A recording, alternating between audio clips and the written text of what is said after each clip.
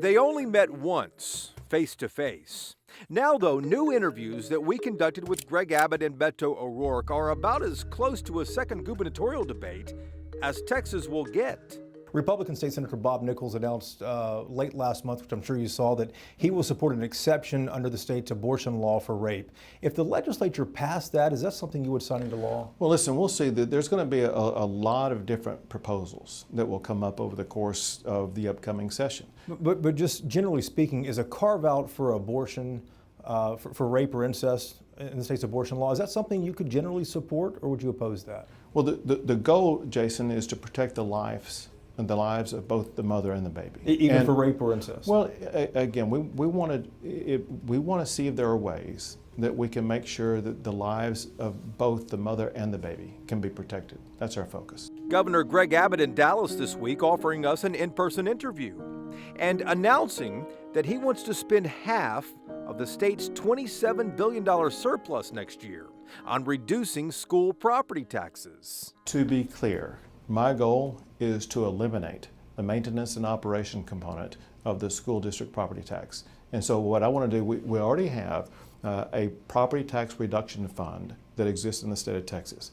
Anytime we have any session where we have any surplus, I want to continue to put money into that fund to reduce property taxes on an ongoing basis until that maintenance and operation component of school property taxes is completely eliminated. How long will that take?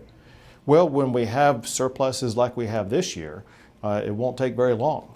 Abbott leads in every poll, but this is a single-digit race. If you're elected governor, how do you maintain the fantastic growth and investment that businesses have made in this state over the last 20 years? I'm the only candidate in this race who has started a small business and met a payroll every week and hired dozens of people in this community to work high wage, high value, high-skilled jobs. And I want to make sure that we don't jeopardize that. That means we got to fix the grid.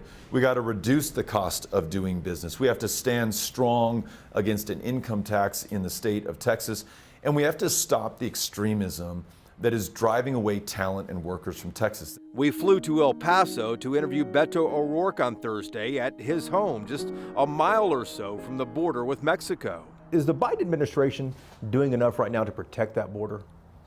No, nobody is. We're not seeing the leadership from the administration, from those in Congress. What would you do? Would you continue Governor Abbott's policies, expand on those, or what? I wouldn't, because Greg Abbott has also failed. $4 billion after he began Operation Lone Star. We're not seeing fewer encounters at our border, as he promised we would. We're actually seeing more.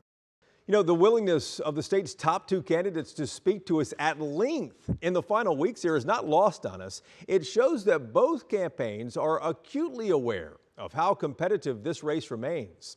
Even if you think you have your mind made up, hear them out. We asked pointed questions. They answered some and tried to dodge others.